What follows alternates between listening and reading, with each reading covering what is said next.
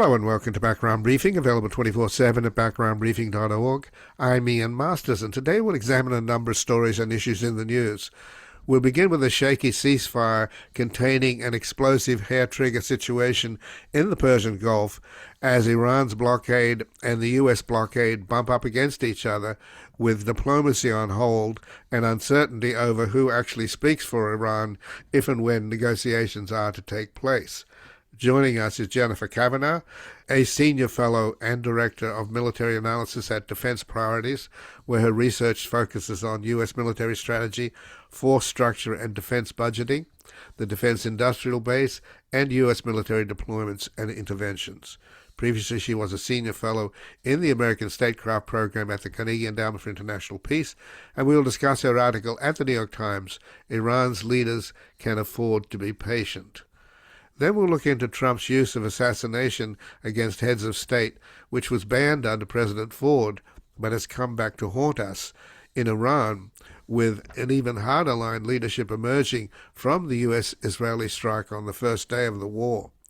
We'll assess how much this more radical leadership might want to get their hands on a nuclear weapon as soon as possible, and speak with James Zirin, a former federal prosecutor in the Southern District of New York, and the host of the critically acclaimed television talk show Conversations with Jim Zirin, which airs on PBS.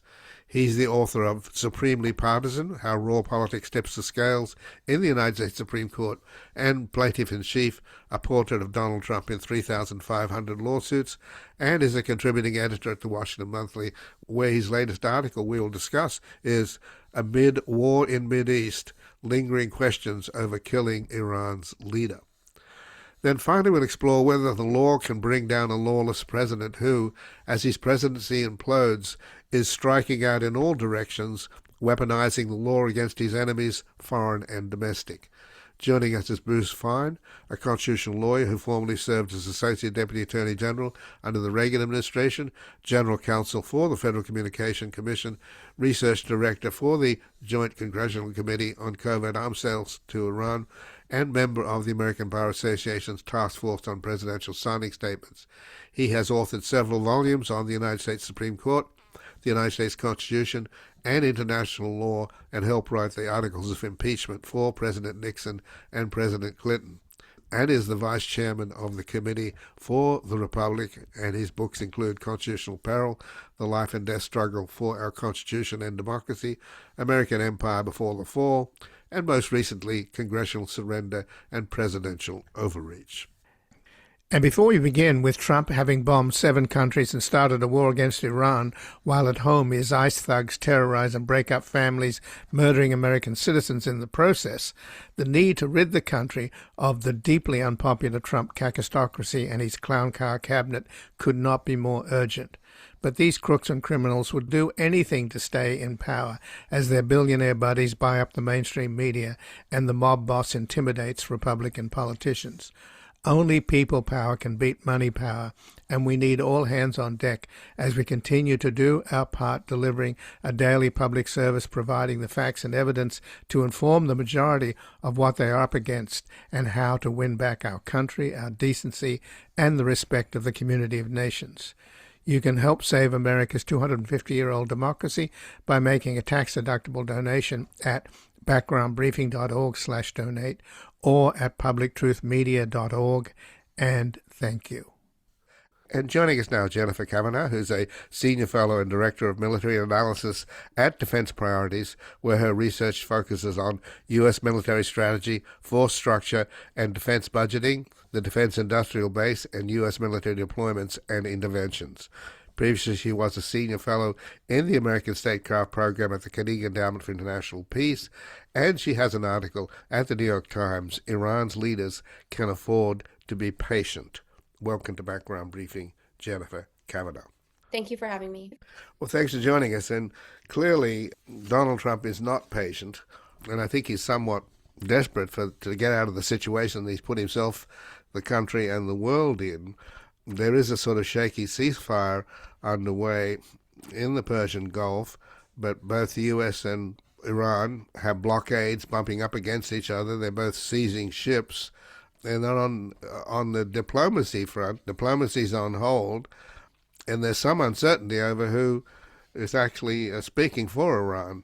So, not a good situation, clearly. Do you see any light at the end of the tunnel? Honestly, not in the near term. I think there's a few problems. The first is that Iran appears to have made the lifting of the US blockade a condition for returning to talks, and President Trump has refused to lift the naval blockade. So as long as that situation persists, I think it will be difficult to even see talks resuming. The second problem is there doesn't seem to be consistency really on maybe on either side in terms of who's negotiating and what the demands are. On the Iranian side, things to me seem a little bit more coherent, though the Trump administration has insisted that this is a battle inside Iran between moderates and hardliners. Some of the people I talk to, with contacts inside Iran, suggest that's not actually the case. On the US side, it's also really not clear what the administration's red lines are. Is a total ban on enrichment permanently required? Can it be a limited time moratorium? Are they willing to allow Iran to charge some kind of administrative fee through the strait? Are they willing to lift sanctions? It's just really not clear sort of what the terms are. And so to me, that suggests an ambiguity that will impede negotiations, even if they can get talks restarted. Well, it would have made more sense to have had a blockade from day one instead of destroying the leadership and bombing the country. And you're suggesting that your contacts are saying that by killing off the leadership, we don't necessarily have a more hardline leadership, but that seems to be what we're hearing. So elaborate on that, if you will, Jennifer. Are they not, the IRG not more in control than it was before? My understanding is that the Supreme Leader, who was killed on the first day, was able to restrain them. He had a fatwa against nuclear weapons, etc. So is this not the case where there's some division between the people that we're talking to, the Foreign Minister and the Speaker of the Parliament, and the IRGC? Well, I definitely agree the IRGC is more in control. I guess what I disagree with is that there's a dispute over what Iran's terms are. I think that when the foreign minister and speaker of the parliament are presenting terms and the IRGC are presenting terms, they're basically presenting the same terms just in different language, different words. The IRGC's terms are sound harsher. The foreign minister and the speaker of the parliament are more diplomatic.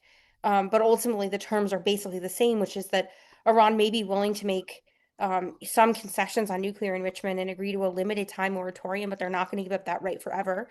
They're not willing to give up their highly enriched uranium, although they may be willing to dilute parts of it. They're not willing to give up some degree of involvement in the Strait of Hormuz now that they have that leverage. So the terms to me seem the same. So what I disagree with is this assessment that like there's a battle going on between the two. I think the IRGC has consolidated its control, but I guess I'm not sure that their positions differ that much from the people that are the so-called pragmatists.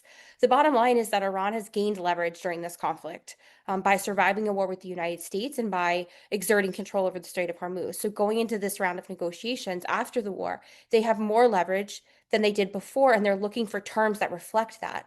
Whereas the United States doesn't seem to understand how the dynamic has shifted and is still in this like we set the terms, we make demands mode rather than in sort of a we're going to negotiate mode, which is another block to talks moving forward.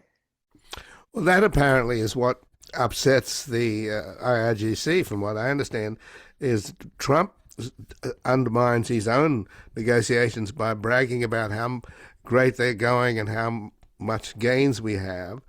And could that be a source of friction within Iran itself? Well, I think that Trump's Truth Social posts are profoundly unhelpful to any sort of diplomacy here.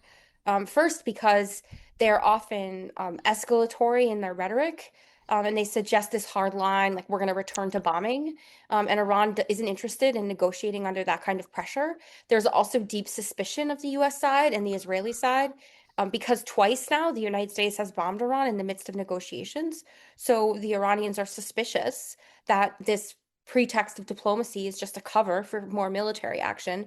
And Trump's tweets and posts don't help with that.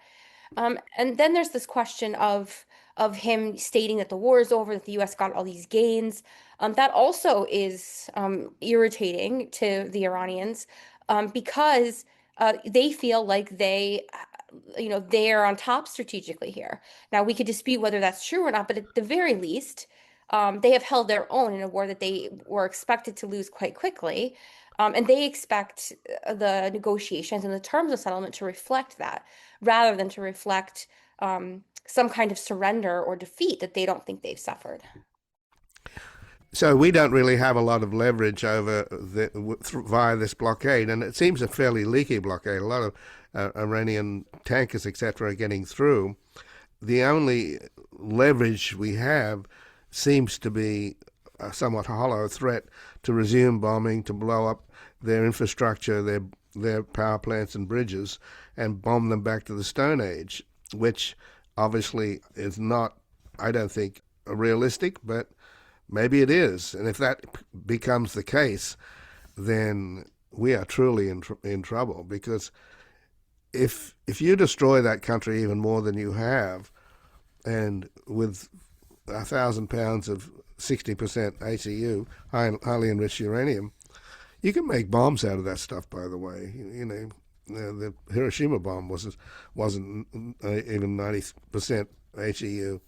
So it would seem to me that if we push this thing harder, then it gets nihilistic, doesn't it? And then it gets to the point where you have the sort of Samson option, because if you don't have some serious diplomacy and you've got this explosive situation where a blockade bumping up against each other, this just feels like a hair trigger situation. I agree with you that there's no military way out of this situation. There's no coercion or form of coercion, in my view, that will force the Iranians to surrender, because for them this is an existential war. So they're willing to bear any amount of cost to survive, and they win by surviving. They don't have to win the war. They just have to not lose. And that's a low bar to meet. So to me, like, more bombing isn't gonna help the situation. It's more likely to escalate the situation.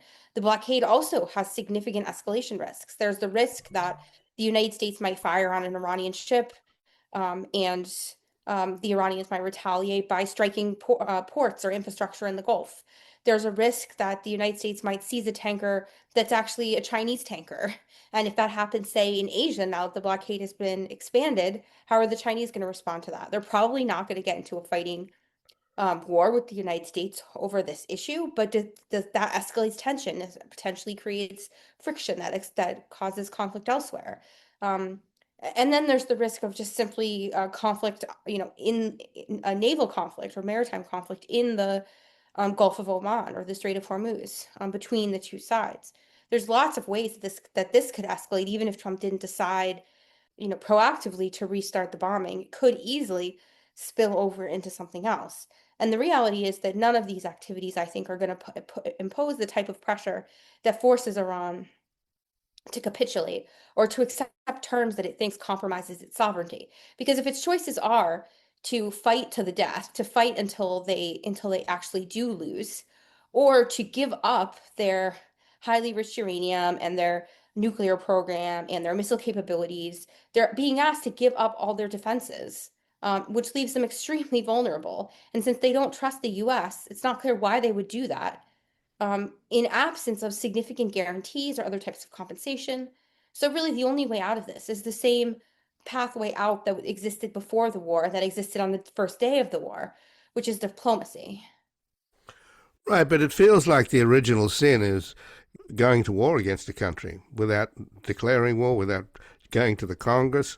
I mean, how different it is from Hitler invading Poland, or North Korea invading South Korea. I mean, it seems to me that if you wanted leverage over Iran in order to get them to give up their nuclear weapons, then maybe a blockade from day one. But once you start destroying a country and on the first day killing their leadership, and several tiers of their leadership, it would seem to me that you're just hardening the situation against yourself. Well, I agree with that. I mean, I don't think a blockade on day one would have led to a quick end anyway. Like, the point I make in my article, is that blockades work only slowly. They, work over a period of months or years, not days or weeks. So blockade could work, but it would work over a very long time frame. Blockading Iran would be very difficult. It's not an island. It's a land power. Blockade during the Civil War and World War I and World War II, these things lasted 4 years. Now Iran might not be able to hold out that long, but it has significant resilience. I do agree, though, that the original sin was going to war. Of course, I would prefer that if the U.S. is going to go to war, we do it through constitution procedures, going to Congress, etc. But fundamentally, the only reason to go to war is if U.S. existential interests are at stake. And I don't think that was the case here.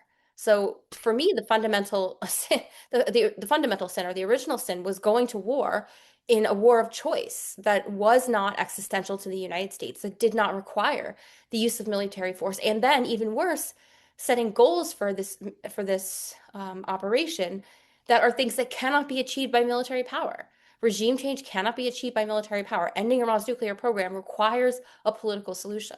So it was the wrong tools um, for the problem at hand.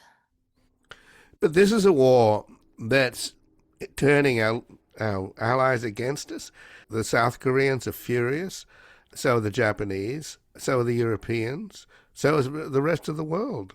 I mean, we're really doing a lot of damage to the good name, if we could still use that phrase, of the United States, because our allies are suffering. We're suffering as well. Our consumers are.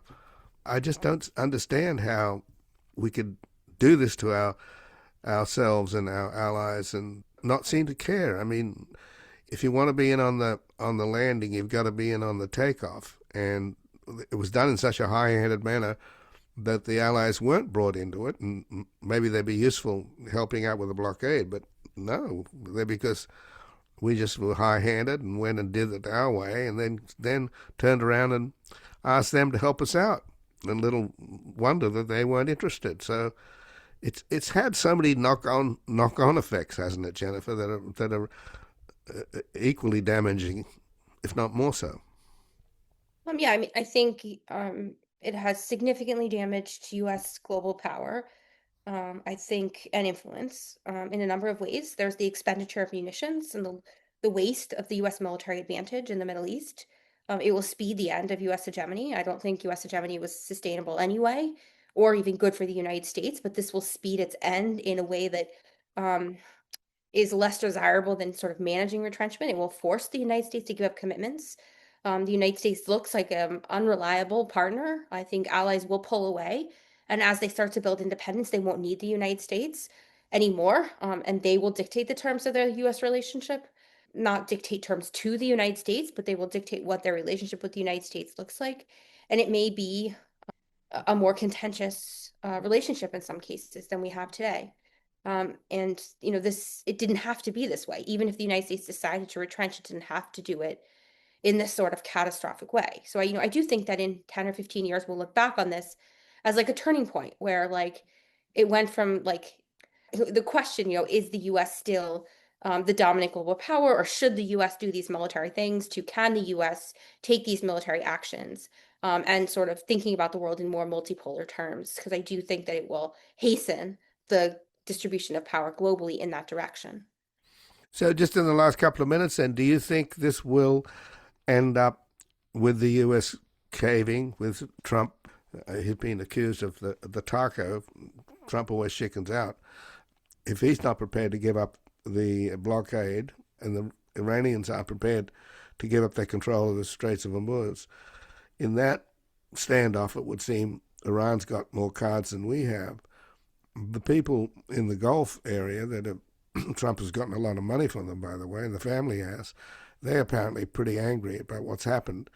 And I can't see them being happy about living long term next to an angry and wounded Iran that blames them for hosting the people that drop bombs on them. So, how do you see this ending? Is there any scenario that you can come up with, apart from which seems the most likely one, is that Trump's just going to declare victory and go out because it seems intractable at this point? I certainly agree that that's a possible option, some kind of U.S. withdrawal in a very, very cold peace. Um, I think another possible option is that this blockade lasts for a while. The economic pain on both sides builds, and eventually, after more significant damage to the global economy and more damage to Iran, there's some kind of agreement or framework agreement or partial agreement. I doubt it will ever get to the level of formality of a nuclear deal that was struck under President Obama, but maybe it's some kind of arrangement. But ultimately, like, to me, the post-war future, whatever it is, will be worse than the pre-war future, in the sense that Iran will be wounded. It will have incentives to get a nuclear weapon.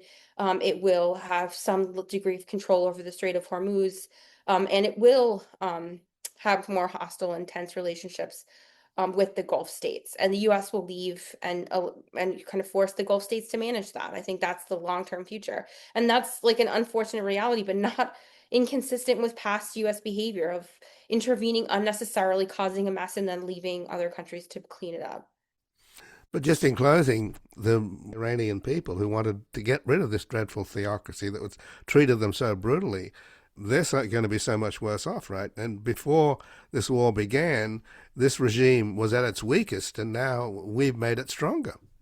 Yes, I agree. I mean, the real losers are the Iranian people. The new regime will be more entrenched, and the country is worse off economically, and they've suffered significant human and infrastructure losses. Well, Jennifer Kavanaugh, thank you very much for joining us here today. Thank you for having me. And again, I've been speaking with Jennifer Kavanaugh, who's a Senior Fellow and Director of Military Analysis at Defense Priorities, where her research focuses on U.S. military strategy, force structure and defense budgeting, the defense industrial base, and U.S. military deployments and interventions. Previously, she was a Senior Fellow in the American Statecraft Program at the Carnegie Endowment for International Peace, and she has an article at the New York Times, Iran's Leaders Can Afford to Be Patient. We're going to get a brief station break back looking into Trump's use of assassination against heads of states, which was banned under President Ford, but has come back to haunt us in Iran. I planned each charted course, each careful step along the byway, and more, much more than this, I did it my way. Yes, there were times, I'm sure you knew, when I bit off more than I could chew. Welcome back. I'm Ian Masters, and this is Background Briefing, available 24/7 at backgroundbriefing.org. And joining us now is James Zirin, a former federal prosecutor in the Southern District of New York, and the host of the critically acclaimed television talk show Conversations with Jim Zirin, which airs on PBS. He's the author of Supremely Partisan, How Raw Politics Tips the Scales in the United States Supreme Court, and Plaintiff-in-Chief, a portrait of Donald Trump in 3,500 lawsuits. He's a contributing editor at the Washington Monthly, where his latest article is Amid War in Middle East, Lingering Questions Over Killing Iran's Leader. Welcome to Background Briefing, James Zirin. Well, I'm delighted to be back with you, Ian.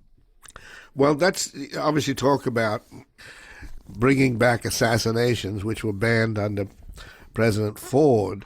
But I just was noticing an interview with John Kerry, who negotiated the JCPOA, the P5+1 deal that Trump tore up. And he was asked about, do we really know who we're dealing with, since the U.S. and Israel assassinated so many leaders on the first day of this war, including the supreme leader, and seriously wounding his successor, Moshtaba Khamenei. And what Kerry pointed out was that in the course of the negotiations that they had, there's always been these hardliners. They're just a fact of life, the Revolutionary Guard Corps in Iran. And what the supreme leader was able to do was to basically tell them to shut up and go along with the more moderate people who were behind the nuclear talks. But by removing Khamenei, apparently, there's nobody left except the hardliners. So just because you can conduct an assassination doesn't mean it's a good idea.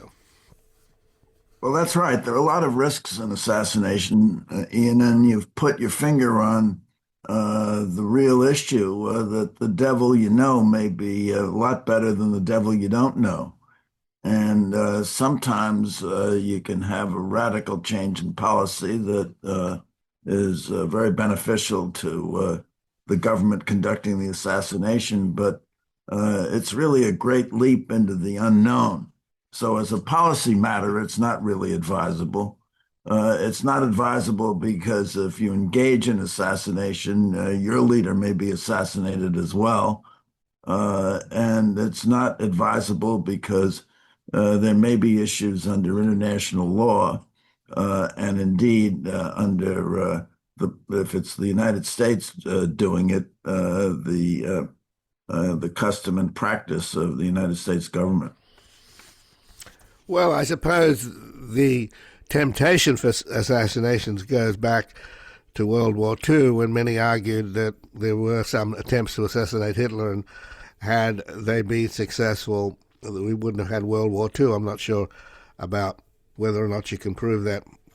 But nevertheless, there was an opportunity to assassinate Osama bin Laden during the Clinton administration after Al-Qaeda had bombed the embassy, U.S. embassy in Africa.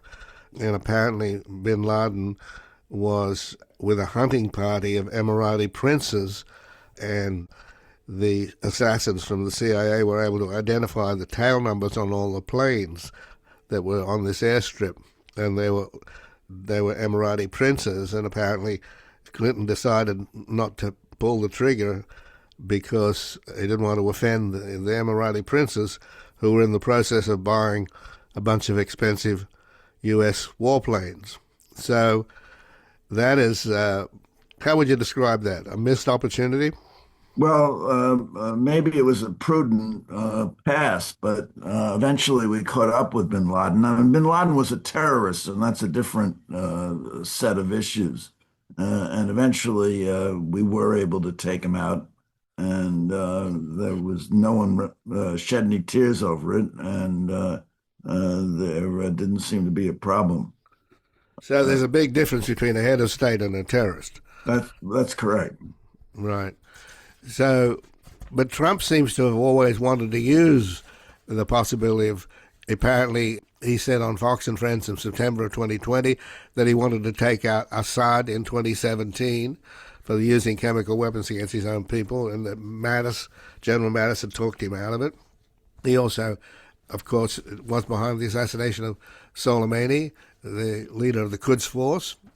And what do you think Netanyahu convinced him to do in this opening round to kill all those people? Because that's what I'm told, that he went to the Situation Room with a bunch of briefers and maps, and Netanyahu basically told Trump that this was a golden opportunity, that all these people were going to be there in the Supreme Leader's office at this particular time, and you couldn't possibly miss such a golden opportunity. And Trump fell for it. What do you think Netanyahu thinks he's getting out of this? Well, I think Netanyahu's strategy was a little different from ours. Netanyahu's strategy was to destroy Iran entirely. And here was the leadership infrastructure, and it was a golden opportunity to take them out. Now, it's not clear that Netanyahu persuaded Trump to do it, and that Trump fell for it, as has been reported in the press, because Trump has repeatedly said it was his decision. And Netanyahu paraded this idea of striking Iran before a number of U.S. presidents, starting with Bush, perhaps, but Bush, Obama, maybe even Clinton. And those presidents refused to do it. Trump saw this as a way to achieve regime change in Iran, which might bring about their forswearing their nuclear program, and really didn't give much thought to the Strait of Hormuz, which any even amateur observer of geopolitical Iran realized was an enabler for Iran to put a stranglehold on the global economy. Well, your article, Jim, points out that Trump's son-in-law, Jared Kushner, his chief negotiator, along with Witkoff, apparently has been a proponent of assassination. And more recently, he said, quote from your article, "We live in a very dangerous world. Trump knows that it's a full-contact sport. This is not touch football. It's not exactly transparency either, and it's likely to come up again before January the 20th, 2029. So what's going on with Kushner? He's not exactly winning praise for his diplomatic skills. Well, I don't know that he had much experience in diplomacy. I mean, he'd met a lot of these people in the business context and in the Middle East. And the other emissary, Witkoff, was a real estate developer from Long Island. But be that as it may, of course, they were joined by Vice President Vance. But it's very difficult, we know from history, to negotiate with revolutionary Iran. They listen, they take time, they come back with some counterproposal, which they later withdraw. There's a lot of back and forth, and it requires extraordinary diplomatic skills to really bring them to book. We know that because I was very close to those negotiations through the Iran project, which I was a member of. A very close friend of mine, the late, great Ambassador Frank Wisner, spearheaded discussions with Iran in order to accomplish JCPOA. But of course, JCPOA just bought us time, and it did nothing with regard to missile arsenal of Iran, which it didn't touch at all. So it was an imperfect agreement. Most people agreed with that.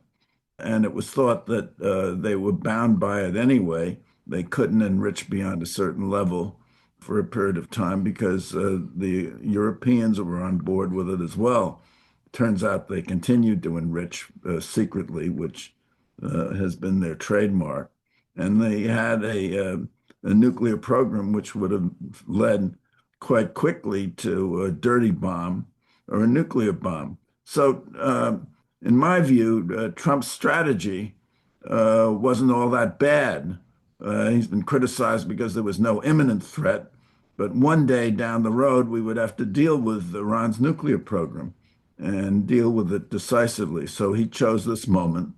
And where I think he failed in execution is that he should have proceeded at the outset of the war to secure the Strait of Hormuz so it couldn't be mined and it couldn't be manned with gunboats, and that it would be open to international shipping. Now that has, of course, strategies change in the course of warfare, and our strategy now has come down to clearing the Strait of Hormuz. If he accomplishes that, I guess he's accomplished something. But as we sit here today, we have very little to show for this military action, which has cost us blood and immense treasure, because the Strait of Hormuz is closed, which was open at the beginning of the war. The nuclear program is still intact. They have a stockpile of enriched uranium, which is said to be buried deep underground. And we're in quite a quandary as to know what the next step should be so that the United States saves face. Well, what Trump calls nuclear dust, which is an absurd notion, is HEU, highly enriched uranium, 60% enriched. It's supposed to be deeply buried under Isfahan. I doubt very much whether the Iranians, after all the talk about sending in special forces, have kept this stuff, even if it was buried there in the first place. It's not that difficult to move 440 kilograms of 60% enriched uranium, about 1,000 pounds. And by the way, you can make a nuclear weapon with 60%. It just means you have to use more fissile material, a slightly bigger bomb, like the Hiroshima bomb. That wasn't 90%. So my fear is, Jim, that if Trump gets frustrated with the Iranians and then decides to make good on his threats to go after the power plants and the bridges and bomb them back to the Stone Age, which is apparently what the Israelis want to do, what is left but for these crazy people in the IRGC to do but to use a nuclear weapon? I mean, if you use the Samson option and tear down the temple, you better look out for the possibility that they'll use a nuke on you. Well, escalation is going to carry with it a risk. I don't think they're ready to deploy a nuclear weapon against the United States. But if we do escalate, I think it would involve boots on the ground. It would involve possibly taking Carg Island, which would choke off their economy and give us tremendous leverage to get a negotiated deal where the Straits of Hormuz are cleared. But that might cost a lot in American lives. We might have to stay on Carg Island for a long time. There are the optics of seizing the oil of another country. The whole picture is suffused with multiple problems. And as you can see, and as you've said, there is the nuclear possibility out there, but that hasn't really been broached strongly by anyone. This is really the first articulation of it I've heard, Ian, but I agree with you that there are tremendous risks in escalation, and we've kind of gotten ourselves in a box, and we're in a dilemma as to exactly how to get out of it. Well, I'm not making this up. I did work at Los Alamos, and the former energy secretary who negotiated the JCPOA, the Nobel Prize-winning physicist, he has made this warning that, you can make bombs out of 60%, and they've got a lot of 60%, so they could make bombs out of it. And my argument is simply that it didn't make any sense to kill everybody. Now you're left with even more radical people you're trying to deal with, and nobody seems to know who the hell to talk to. It's just getting worse and worse and worse. And if you really do decide that you want to just bomb them back to the Stone Age, I don't see them having any other incentive but to, if they're going to go down, you're going to go down, and Israel is very vulnerable. I think that possibility exists. We certainly hope and pray that doesn't happen. And we have to find a way to get out of this and consistent with some colorable claim of that the whole thing made sense. And as time goes on with this most recent seizure of oil tankers by Iran in the Strait, victory seems more and more elusive. So just in closing, Jim, do you think Trump knows what he's doing? I think that the strategy, which has been criticized, is arguably correct.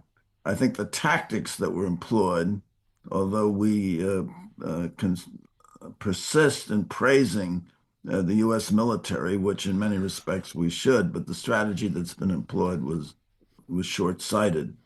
And it's easy to understand why it was short-sighted, because many of the military and political experts we had in the government were either fired or their advice was disregarded.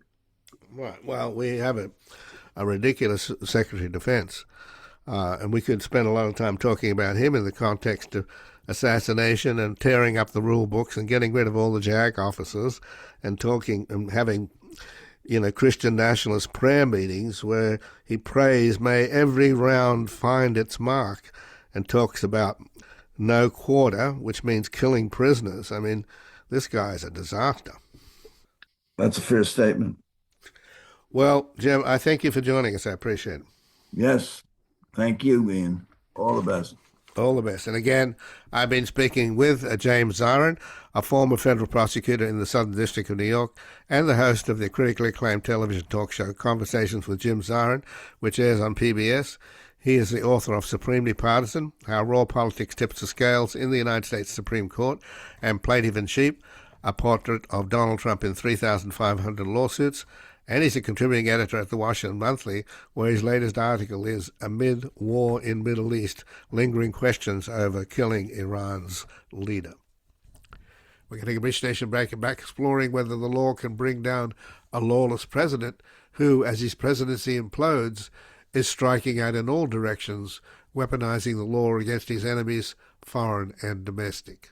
Luxembourg, ask me, ask me, ask me, ask me, ask me, ask me, because if it's not love, then it's the bomb, the bomb, the bomb, the bomb, the bomb, the bomb, the bomb that will bring us together.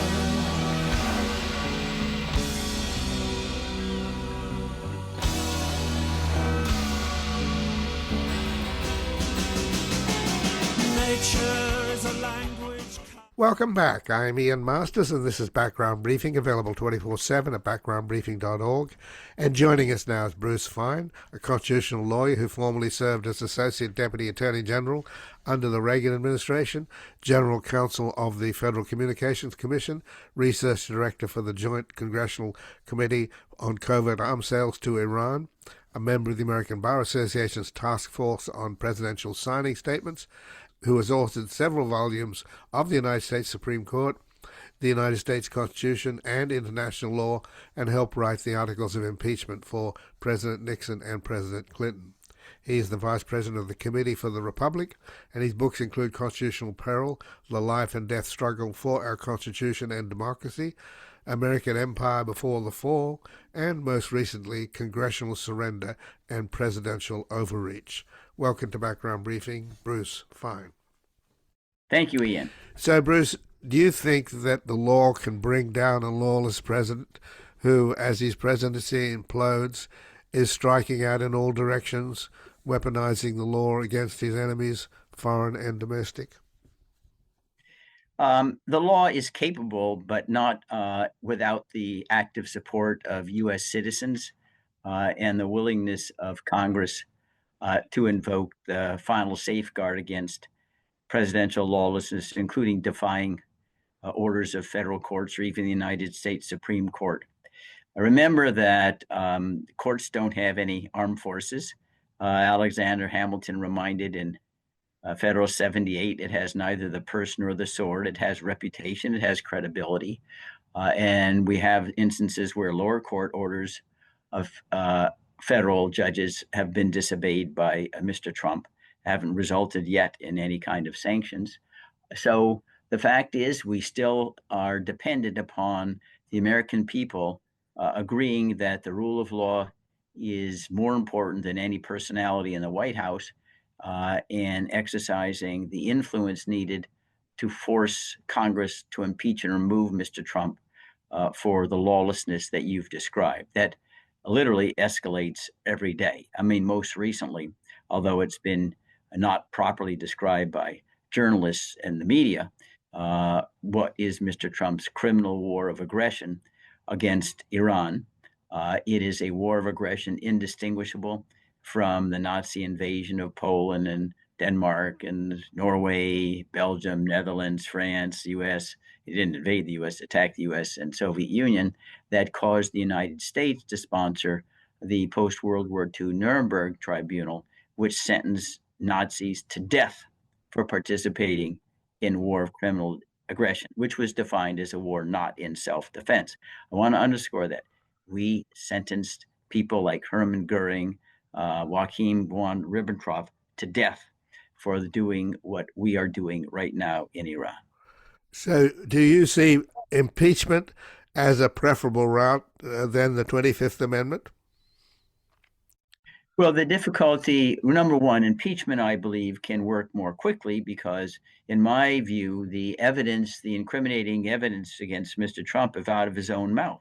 I mean, what more do you need when someone says and re-says and reaffirms the only thing that constrains me is my moral conscience, not the Constitution, not international law, not domestic law, the only thing. And he repeats it and boasts about it and acts upon it. Well, He's basically saying, I'm not going to honor my constitutional oath of office to preserve, protect, and defend the Constitution. I mean, at that stage, impeachment comes in. I think one of the reasons why there's a failure to understand impeachment is that there's this inclination to liken it to the guillotine in the French Revolution. An impeachment is not a criminal process. It doesn't result in criminal punishment. It just means, like on The Apprentice, you're fired. You got to leave office. We can't trust you with the stewardship of our liberties. That's it. And impeachment is intended to be prophylactic, to stop a president from doing things that could even lead to nuclear war before it happens. It's not remedial. After he's taken the nation off a cliff, then you try to remove him. It's too late then. And if the evidence of that Mr. Trump is given by both his words and actions don't display, an ambition to destroy the United States Constitution completely, it's hard to imagine what evidence more that you want. I mean, this is a confession that's made virtually every single day, and that's why I believe impeachment could move forward very fast, because you just used Mr. Trump's own words.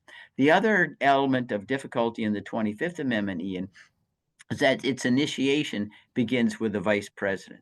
Unless J.D. Vance, jumps aboard, you're not going to get the cabinet members to go along. And moreover, although Section 4 of the 24th Amendment allows Congress to create a substitute for the cabinet members in joining with the vice president to remove a president who's unfit, you still need the vice president for that congressional element, which could be Congress itself, from having any effect.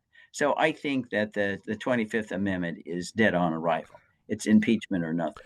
But didn't the Congress recently, Jamie Raskin and others, put together, I think, 53 or 56 Democrats to start a commission in the House on the 25th Amendment?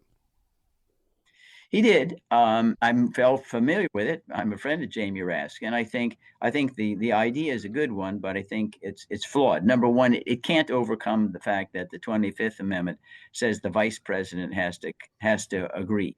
The second thing that I believe is flawed is, one, it's not going to happen very quickly, given the fact that at least through November, Republicans will be controlling the House. But secondly, the commission that he proposes in his bill is a commission that makes the fitness determination in the hands of private experts. I think removal of a president is a political decision. It's altogether fitting for Congress to ask the advice of experts as to whether we're dealing with a mentally unstable or deranged or psychotic individual. That's proper. But you need a political body to decide whether to remove the president temporarily or permanently. That's got to be a body with legitimacy, like the Congress itself. Private physicians don't occupy that status of representing the American people, and that's why I think he can identify these as individuals to be consulted by Congress, but you got to leave the final decision in the hands of Congress, an elected representative body. So I take it then, Bruce, that you think that what's happening now, particularly this war on Iran, is worse than the coup attempt to overturn a democratically elected president and install himself, which he's been able to convince a whole lot of Americans that somehow he won an election that he lost. This guy has a peculiar form of willpower, I have to admit. Well, that's true. I don't know whether, it makes much sense to put a hierarchy of, criminal wars of aggression as opposed to trying to, upset an election by force and violence. I do believe that at least a major contributing factor of Mr. Trump's acquittal in the Senate, and you need a 2/3 majority in the Senate for, despite being impeached for fomenting, inciting the January 6th attack on the Capitol, was that he was already out of office, and many figured, well, and I think the consensus at that time, which proved wrong, was he's not going to be back in play anyway. Why are we going after Mr. Trump? He can be subject to criminal prosecution, but why do we want to make a hard decision? So the conviction failed by, I think, 7 or 8 votes. But that, I believe, with Mr. Trump out of office and a large majority believing he wasn't going to return anyway, made the issue seem to be moot. That's certainly not the case at present with Mr. Trump. He's doing things that are hurting people in their pocketbooks every day. The price of gasoline, inflation climbing, businesses hurting because of his xenophobic hostility towards immigrants, clearly giving a lie to his idea that it's America first, and he runs around the world, Venezuela, now in Iran. Who knows? He's already talked about Greenland, Panama, Canada, Cuba, places to take over. That doesn't sound like someone who got America first. It sounds like he wants to be the global leader of the world. And so I do think that you're finding this time around, that I don't believe was as true of January 6th, a substantial portion of so-called conservative-based people like Tucker Carlson and others walking away and say, hey, this is not the conservatism. Mr. Trump had said that he was going to avoid foreign involvements, and he's doing the exact opposite. But I would be hesitant to be definitive on what would happen on an impeachment vote. But I believe that the momentum is in favor of impeachment. I believe you now have 55% of the American people saying that they believe impeachment is appropriate. I think even with more education, that's going to climb. It's the same trajectory that happened in the Nixon impeachment that I was involved in virtually every day. You started out with a president who had won 49 out of 50 states, 61% popular vote, 520 electoral votes, and in less than a year and a half, he was out of office because the American people turned on him because of his lawlessness, far less lawlessness as Mr. Trump. And Mr. Nixon then resigned under an impeachment cloud. Now, history rhymes. It doesn't always duplicate itself. But I see there's real momentum now towards removing Mr. Trump from office.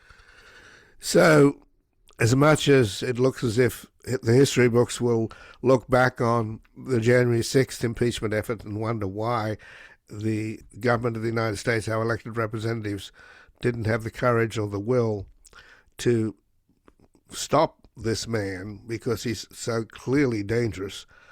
But you think now, because of the public's disaffection, the polls, etc., they're ripe to take a move? And what would be the move then? This would have to come out of the House has to make the case, don't they? But let me go back. I do think, Ian, and we can't give a quantitative figure, but it was very important in the January 6th impeachment that Trump wasn't in office anymore, and that the consensus among many politicians was he's not going to come back in office. And you know how politicians are. Hey, let's try to run away from a hard vote if we can avoid it. So their attitude was, okay, he's out of office. Let the criminal justice system take care of it, which unfortunately, because of the Supreme Court's decision in Trump v. U.S., it never happened. But that dynamic isn't true today. It's obvious Mr. Trump is right in the White House, and he's doing crazy things, every single day. I mean, he's almost as psychotic that he utters sentences. The Strait of Hormuz is open, it's closed. We've won the war. We haven't won the war. They've given everything we wanted. They haven't given us anything they wanted. They've turned over all the nuclear material. They haven't turned over all the nuclear material. I mean, really, I don't think this is a disguised or feigned madman. I do think that he is mad. I think that he is completely deranged. And that, I think, makes people anxious because it finds expression not only in Iran, but then the collateral consequences, the economic reverberations, not only just the oil, fertilizer, supply chains. The economy clearly is going into a tailspin because all of the uncertainty created by the attack on Iran.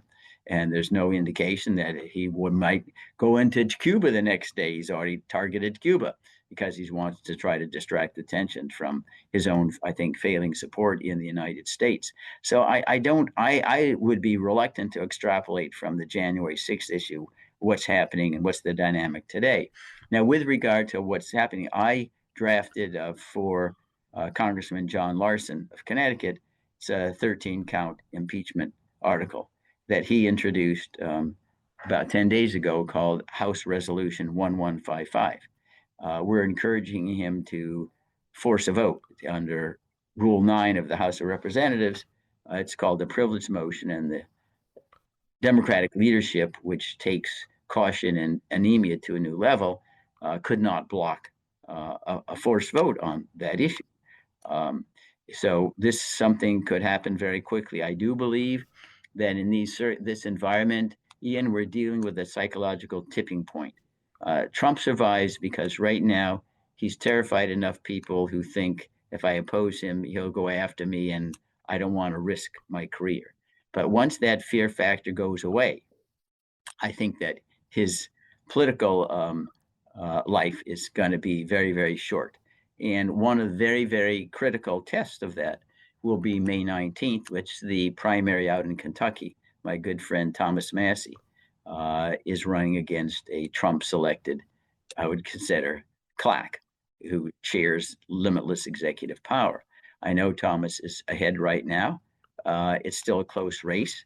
AIPAC has come in, opposed Thomas, because Thomas doesn't want limitless aid of U.S. to support a genocide in Gaza.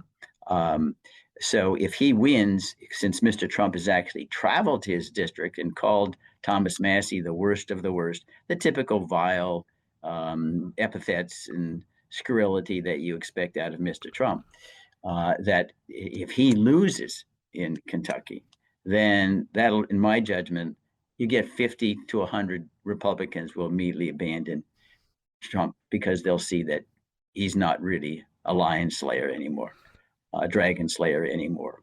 So that's going to be something critical to Mr. Trump's future political existence. May 19th. Well, it's pretty clear to me, Bruce, and you're there in Washington. This man throughout his entire life has not had many friends, and I don't believe people like Speaker Johnson and the Senate Leader Thune, I don't think they like being craven, because they sure are craven, and they're putting up with a lot of humiliation. And that usually sort of festers underneath, and then suddenly it bursts out into the open, and we can have a real quick change of events, I think. I agree with you that once the crack in the edifice happens, I think it'll be like a dam exploding.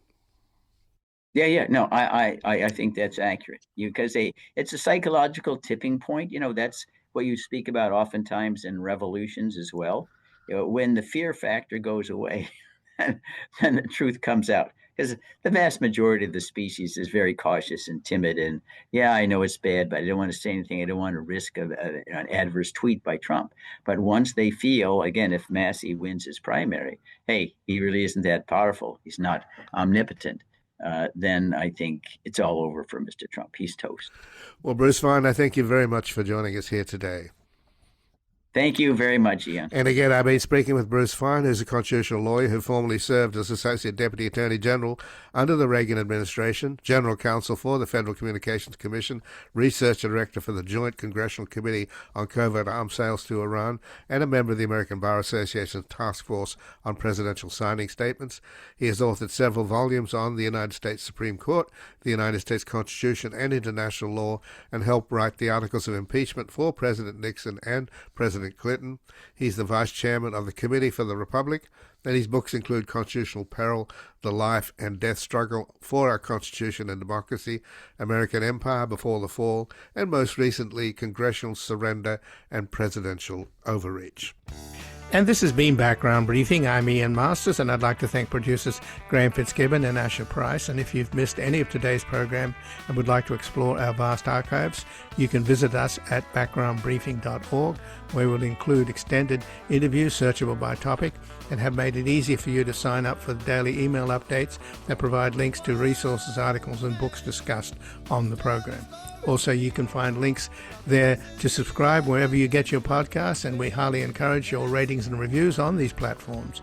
And you can find us on Twitter, Blue Sky, and Facebook at Ian Masters Media, and our new social media managers, Evan and Luke Susswood, are also posting highlights from the show on YouTube, TikTok, and Instagram at Ian Masters Media.